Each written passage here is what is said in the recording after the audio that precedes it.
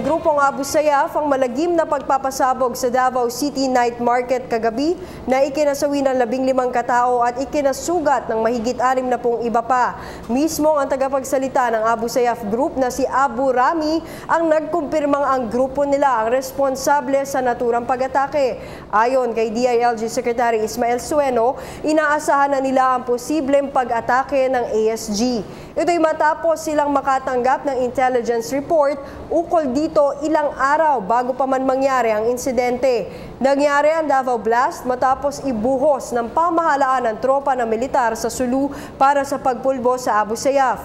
Una rito, kinumpirma rin ni Davao City Mayor Vice Mayor Paulo Duterte na nakatanggap siya ng banta umanong pag-atake sa pamamagitan ng isang text message kung saan target ang General Santos City at ang lungsod ng Davao.